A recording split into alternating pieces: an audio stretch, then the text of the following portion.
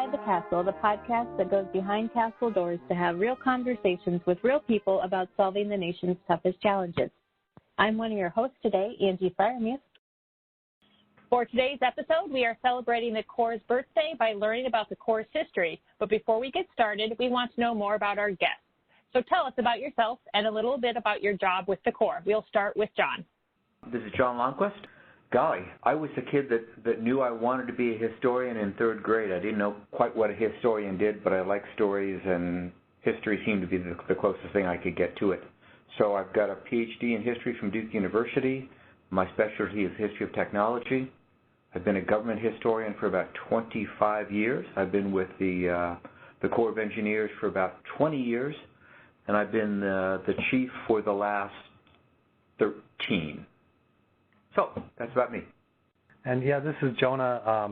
So I'm pretty new. I'm a historian in John's office, and I finished up my PhD in 2018 at Georgia Tech, and I had studied water resources development projects in the Southeast for my dissertation, and then I became a presidential management fellow and had the lucky chance to start working here. And primarily over the past few years, I worked on some disaster response histories as well as some work on water resources.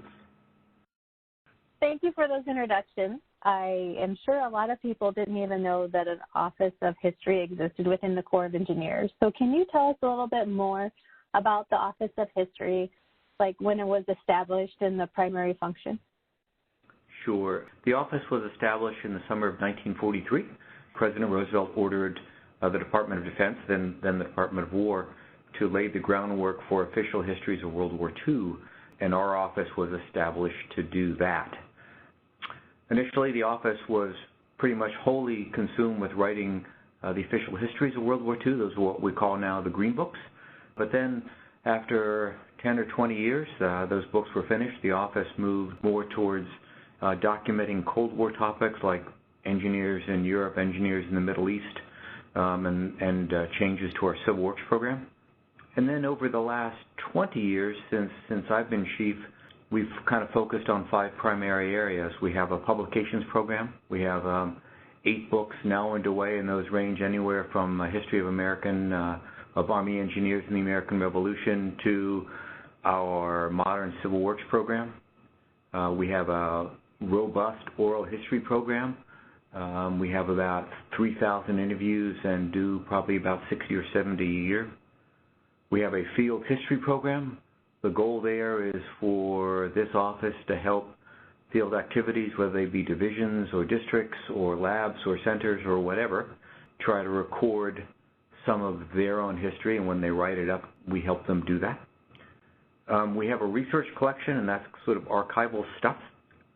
We have about 2,100 linear feet of documents going back to the early 1800s, photographs going back to the 1830s, maps going back to the 1760s, film and video. It is just an absolutely tremendous resource.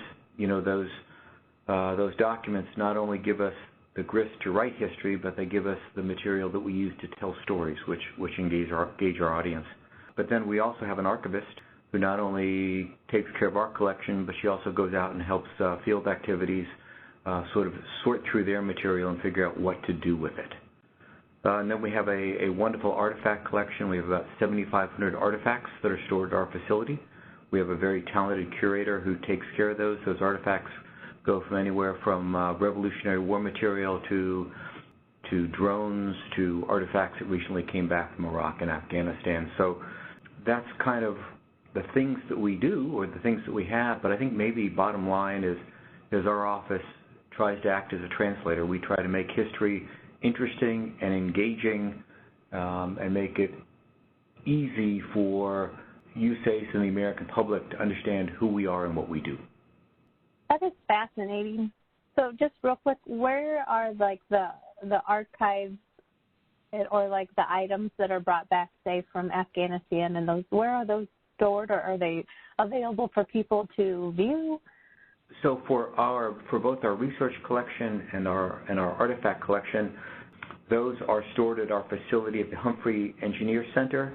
and that's in Springfield, Virginia. Actually, it's Alexandria, Virginia, which is about 15 miles southwest of Washington, D.C., and all the archival material is available for folks to look at. It's not digitized.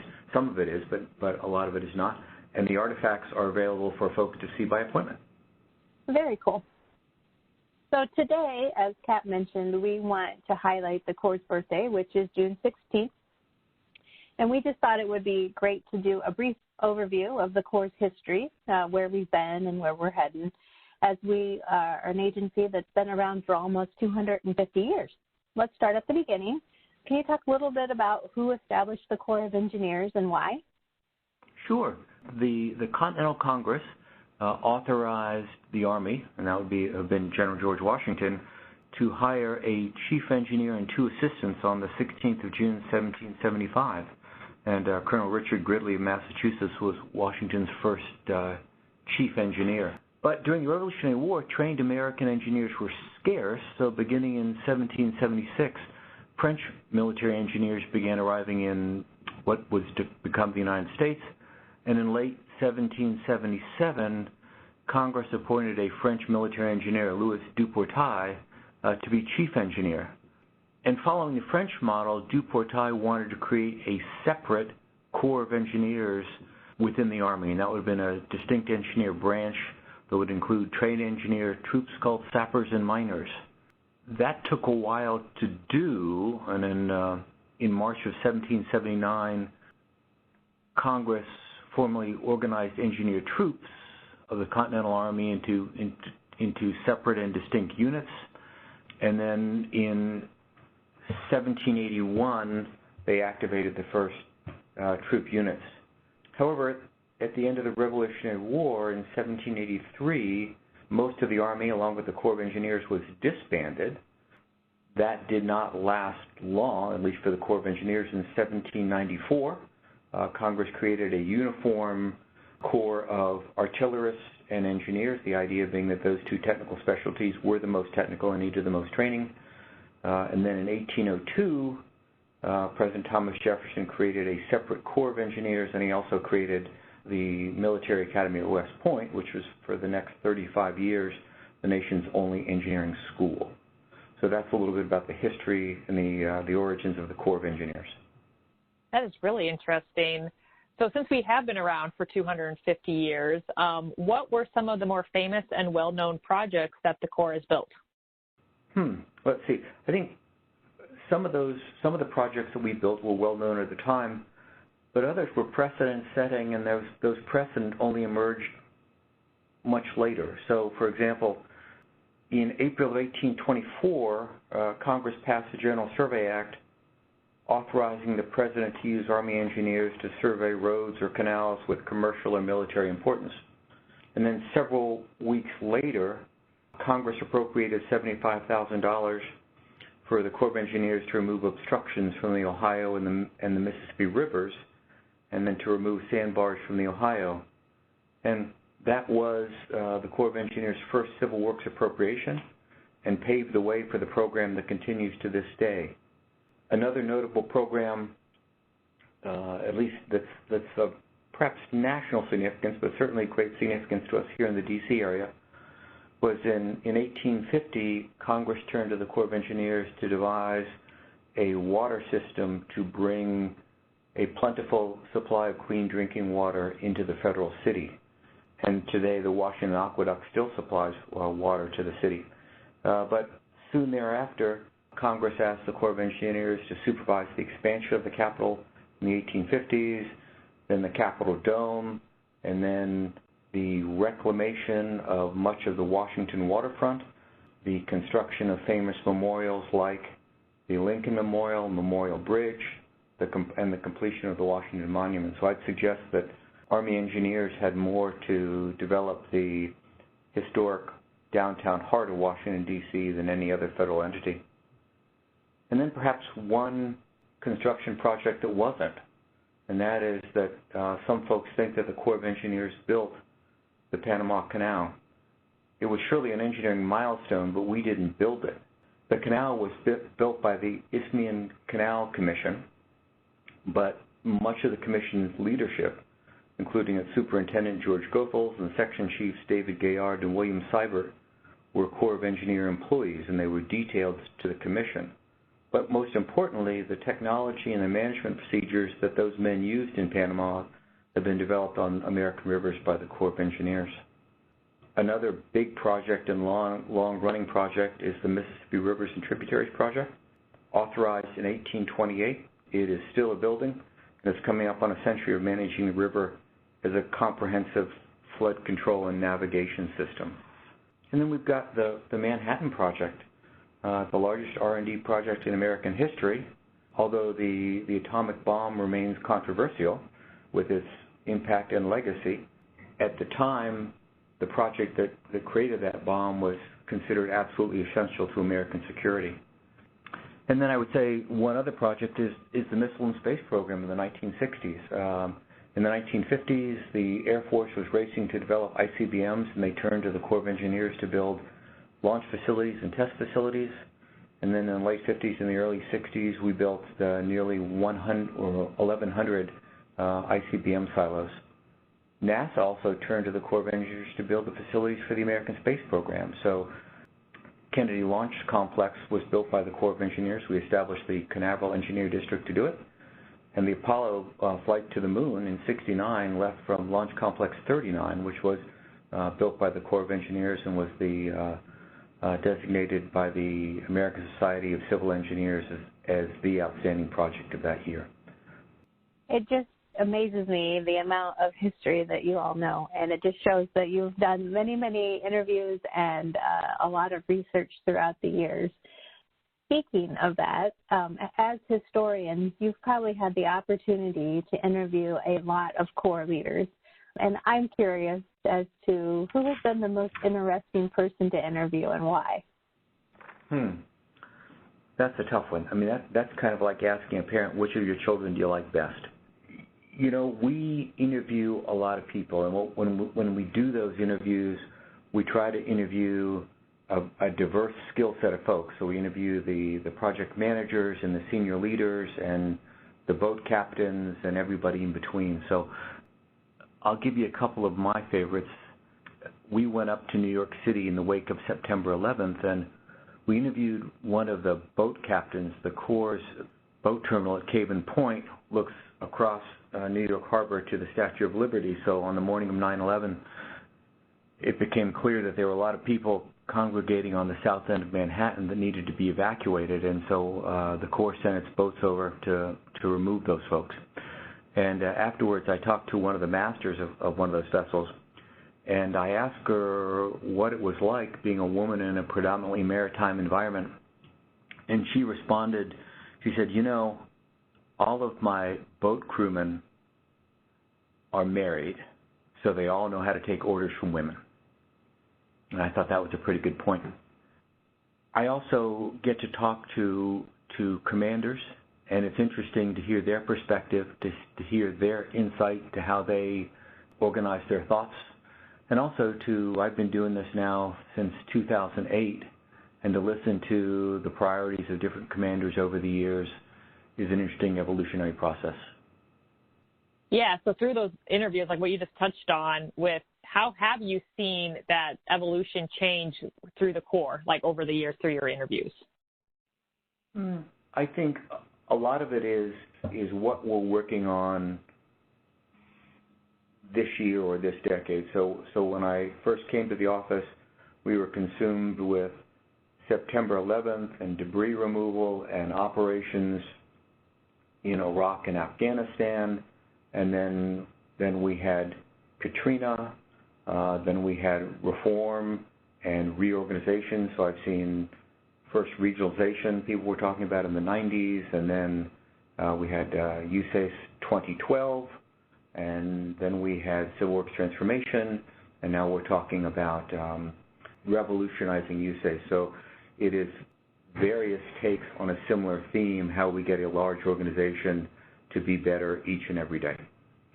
And earlier you mentioned R&D, and for the audience that doesn't know what R&D is, it's research and development. You know, a lot of the projects that the Corps builds are based on sound science and data. How did the Corps' Research and Development Branch, or ARM, come to be established, and why? The Corps established the Waterways Experiment Station in 1929, and there it was to explore the hydrology of primarily the Mississippi River, but those results were applicable to waterways all over the nation. So the idea being that the Corps' civil works projects need to be based on sound science. And actually, that really goes back to the Humphrey Abbott report of 1861 on the hydrology of the Mississippi. The Corps was looking very, very diligently for a sound technological and scientific basis for the behavior of that large and very important waterway. So over the years, the Corps' R&D infrastructure has increased. We now have multiple labs doing cutting-edge research and everything from construction engineering to cold regions engineering. We have more sophisticated tools to let us better predict and better speculate on what the outcome of our engineering projects are going to be. So we did hear that you are working on a new publication about the history of the Corps. So can you tell us a little bit about that, please? Sure. So we have what we call a survey history. It is the current edition is entitled "The U.S. Army Corps of Engineers: A History," and the idea is it's a large format publication. So that one's about 8 by 12, and it's got a narrative that explains what we do by mission area, but it's also got photographs because so much of what we do is technological. So in many cases, if we're describing a sheet pile cofferdam, a picture is better than 1,000 words. The new history will be an update. The last volume that we have was done in 2008, so it will bring us up to date. Our existing publication is a two-color publication, so basically black and white. The new publication will be four-color throughout, which will give it a decidedly new look, and it will bring us up to date and touch on things like the drawdown in Iraq, perhaps the drawdown in Afghanistan, Hurricane Sandy, and a number of other aspects that need to be brought up to date. That sounds like a really cool publication. As a planner myself, I know we're always looking for, the picture is worth 1,000 words sometimes. So where would someone find this publication, or when will it be made available? Well, when is always a $64 question. It will be available in the next 6 or 8 months, and when it does become available, you can get a hard copy through the USACE Publications Depot, but also the digital copy will be available on the USACE Digital Library, and all of the pictures for the publication will be available on the library as well. And it will also be available via e-reader format, so you can bring it up on your Kindle or your iPhone or your Samsung Galaxy or whatever else you use. Very cool. I know that our team will be looking for that because we always like to learn more about the Corps' history. We've been talking a lot about the history of the Corps. We're curious to know, from your seat within the Corps of Engineers, where do you see the Corps going in the future? I fulfill it seeing much the same role, but in new ways. We are entering, or we are in, an era of increasing complexity, both that's in environmental complexity, political complexity, technological complexity, and I see that the Corps of Engineers has to be able to offer solutions within those increasingly complex realms. We're also in an era of transformation, i.e. that we're in a fierce battle for talent. We need to be able to attract the best and the brightest, and I think to do that we need to adapt organizationally both what we do and how we do it. And I think one of the things that we've seen with this pandemic is that we can work virtually, and then how we are going to do that I think is going to be one of the real important questions in the months and years going forward. Yeah, I think with that complexity, and I think everything with how every agency is doing this transformation, how do you feel the Corps should be looking at, how do we communicate that with citizens, like that do not know about us to start with, and now that we're adding this extra layer of complexity, how would you explain the Corps to them? So this is Jonah. I'll take that one. I think the current vision statement is pretty good. Engineering solutions for our nation's toughest challenges that you started us off with. And, I think it's good because it is so broad. I think, coming at it from a historic perspective, the Corps of Engineers is unique because it is a military command with a very specialized civilian public works mission. And if you go back to Europe of the 18th century, military engineers were building roads and canals in England, France, and the Netherlands. And today the U.S. is one of a very few countries, if not the only country, where that role for the Army has been retained in the modern era. And so I think that's really because there's this central tension in American history about the role of the federal government and what it should do and what should be left to states and private enterprise. If you go back to the beginning of the country, the early republic, there was a need for really key national infrastructure, critical infrastructure, like a national road or iconic civic buildings for harbors, coastal fortifications. And the government at that time in the early 19th century was quite small. So the Corps really stepped up with expertise and the organization to handle those kinds of projects. And so I think most of our history is really about being in that place where there was a national need, but a lot of reluctance on the part of Congress and the President to create new federal agencies to fill that need. So we had the capability. And that's how the Corps has been successful and continues to be. So if you kind of go fast forward to more modern times, really the modern agency, which has an annual budget that's basically split between military programs and civil works fairly equally, though that changes from time to time, that dates back to the immediate post-World War II period and America's role in the world as a superpower. So to go right up to the present, I think, you can see how the Corps really steps up to that place of national need with our response to COVID-19 this past year. So a year ago, we really thought there would be a need for tens of thousands of beds at the peak of the pandemic. Normally the Department of Health and Human Services would be the lead for a public health disaster like COVID. But the nation really needed a builder that could respond rapidly. And again, we uniquely had that capability on a national level. So General Semonite, who was the Chief of Engineers at the time, only had to make that leap and offer a clear set of solutions to the problem of beds. And so that is an example that's not so dissimilar from how we got many of our other responsibilities in the past. And I think going forward, we will continue to be the ones that step up in that place. Thank you for that.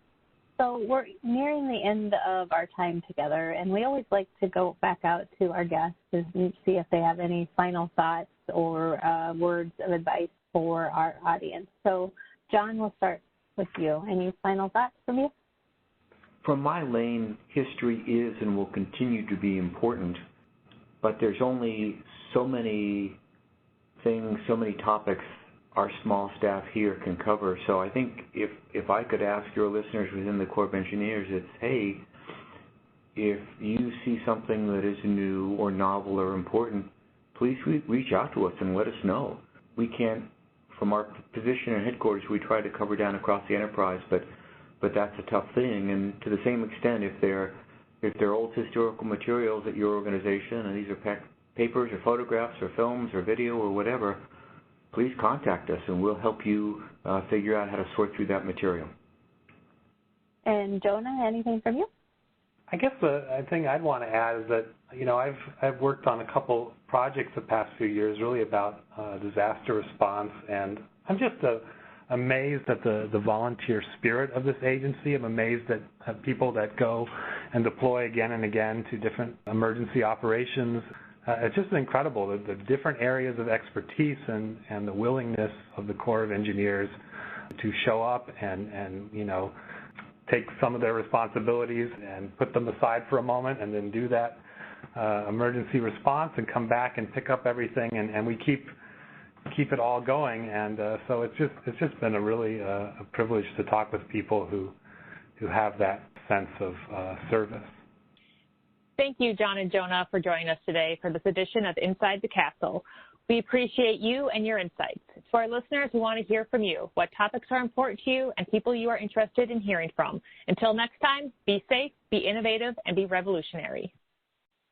To provide your feedback, email us at cw.infrastructure.team@usace.army.mil. Stay tuned for additional Inside the Castle podcasts as we explore life inside the Corps and revolutionize civil works together.